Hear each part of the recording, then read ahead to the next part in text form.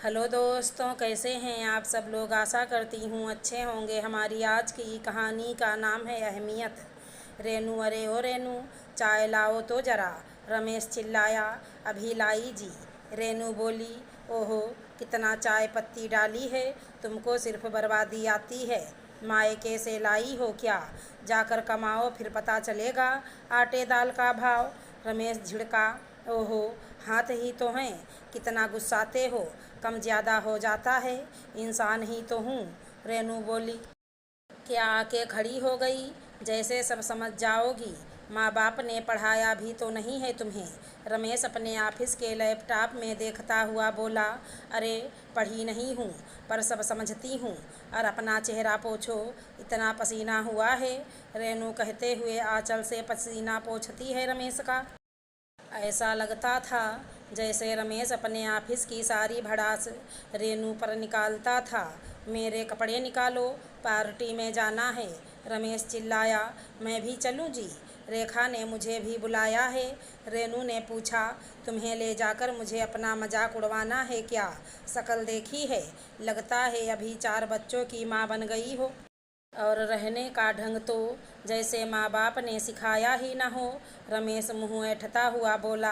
आप सब बात में मेरे माँ पापा को क्यों ले आते हो? पहली बार रेनू विद्रोही लहजे में बोली। तो क्या करूँ? शुक्र करो मैंने शादी कर ली, वरना ऐसे ही रह जाती उम्र भर। रमेश बोला। किसी की लड़की बैठी नहीं रहती, सबका जोड़ी बन के आया रहता है ऊपर से। रेनू बुरे लगने वाले लहजे में बोली। हाँ, तो इतना आराम कहाँ मिलता, सारे दिन बैठ के खाती हो और मैं कमाता हूँ। रमेश बोला। रेनू ने बात ना बढ़ाने और चुप रहने में ही भलाई समझी। रमेश के जाने के बाद रेनू सोचने लगी, क्या ये वही रमेश है जो कभी उसके तारीफ़ों के कसीदे पढ़ता था? क्या सारी शादीशुदा महिलाओं को रोज़ बेइज्जत होकर जीना पड़ता है? क्या औरत का कोई अस्तित्व नहीं होता? ज़िंदगी में पहली बार उसे लगा वो पढ़ी क्यों नहीं, जो अपने माँ पापा के रहते उसे कभी नहीं लगा था। अचानक एक दिन रमेश पीकर आया और रेनू से उलझ गया। रेनू भी सह सह कर थक चुकी थी। आखिर अकेली वो कितना प्यार दिखाए और कितना अपनी नज़रों में रोज गिरे।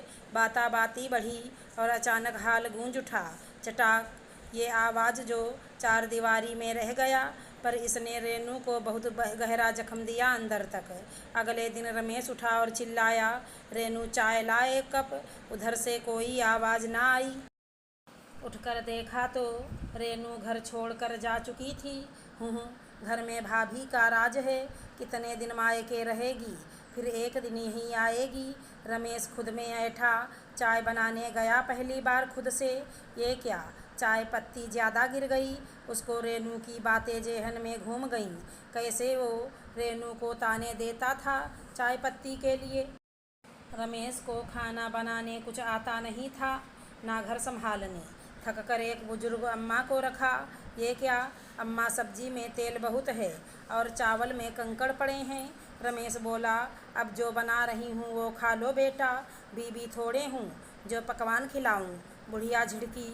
रमेश को फिर याद आया कैसे एक कंकड़ निकलने से उसने सारा चावल फेंक दिया था सिंक में और चिल्लाया था रेनू पर। एक दिन लैपटॉप पर काम करते वक्त पसीना होता है तो रमेश के मुंह से अनायास ही निकल जाता है, रेनू पंखा ऑन करना। फिर याद आता है वो तो है ही नहीं। फिर खुद उठ के पंखा चलाता है और याद करता है रेनू कैसे आंचल से उसका पसीना पोंछती थी। अरे ये क्या रमेश साहब, इतने बड़े ओहदे पर हो और पार्टी में बिना प्रेस किए कपड़े लेकर जा रहे हो। बुढ़ी अम्मा बोली। क्या करूं अम्मा, धोबी को कपड़े देने में लेट हो गए थे, वक्त पर मिला ही नहीं, रमेश ने कहा। रमेश रूम में जाकर रेनू को याद करके रोने लगता है।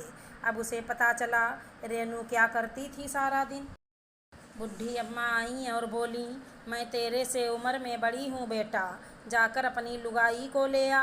पति पत्नी में लड़ाइयाँ तो होती रहती हैं, पर रमेश अम्मा को कैसे समझाए कि उसने रेनू पर हाथ उठा दिया था और जानवरों सा व्यवहार किया था।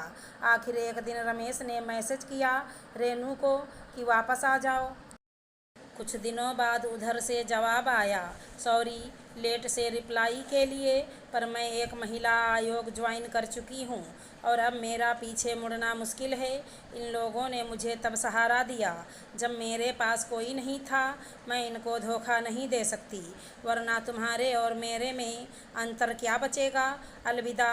पीछे से राजेश खन्ना के गाने की आवाज़ आई। ज़िंदगी के सफ़र में गुजर जाते हैं जो मुकाम वो फिर नहीं आते। हेलो दोस्तों, कैसे हैं आप सब लोग। आशा करती हूँ अच्छे होंगे। हमारी आज की कहानी का नाम है ताने। अंजलि की जब भी अपनी सास से फ़ोन पर बात होती, उसकी सास उठाकर उसे 2-4 ताने तो मार ही देती। पता नहीं क्यों, पर अंजलि की हर बात पर वो ताने मारने से पीछे नहीं हटती। अगर अंजलि पूछती, मम्मी जी आपकी तबीयत कैसी है, तो जवाब मिलता, जी रहे हैं अपने हाल पर, तुम्हें क्या मतलब हमारी तबीयत से। मम्मी जी आप लोग यहाँ आकर क्यों नहीं रहते, हम हमारे घर में अपनी मर्जी के मालिक हैं, तुमसे दबकर रहने नहीं आएंगे वहाँ। मम्मी जी आपके मायके में सब कैसे हैं, मैं तेरी तरह फुर्सती नहीं हूँ बहू जो दिन भर मोबाइल में लगी रहूँ। मम्मी जी मैंने जिम जाना शुरू किया है, दीदी को भी बोला है, वो भी शुरू करेंगी सोमवार से। देखो बहू, तुम मेरी बेटी को सलाह मत दो, उसके पति को 6 लोगों का घर चलाना पड़ता है और मेरी बेटी को दिन भर काम से फुर्सत नहीं मिलती। तुम्हारी तरह नहीं है मेरी बेटी कि काम नहीं बनता कहकर निश्चिंत हो जाए। अंजलि फिर हैरान, नंदोई जी की तनख्वाह तो उसके पति से भी ज़्यादा है और दीदी ने तो काम के लिए बाई रखने के साथ साथ रोटी वाली भी लगा रखी है। मम्मी जी आप फ्रूट खाया कीजिए, आपकी हेल्थ के लिए अच्छे हैं। बहू हमारे पास इतने पैसे नहीं हैं कि हम महंगे फ्रूट खाएं, हमारी दाल रोटी ही ठीक है। रोज़ पकवान बनाकर खाने वाली और ससुर जी की मोटी पेंशन खुद के पास रखने वाली। सासू माँ के मुँह से ये सुनकर अंजलि को समझ नहीं आया कि वो हंसे या हैरान हो।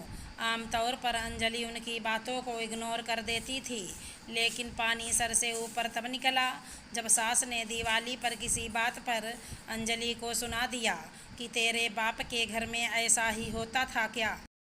आज अंजलि ने भी पलटकर जवाब दे ही दिया, मम्मी जी पहली बात तो यह कि मेरे माँ बाप को कोसने का आपको कोई अधिकार नहीं, और दूसरी बात यह कि मेरी माँ अपनी बहू से प्यार से बात करती हैं, ना कि आपकी तरह तानों की बौछार करती हैं।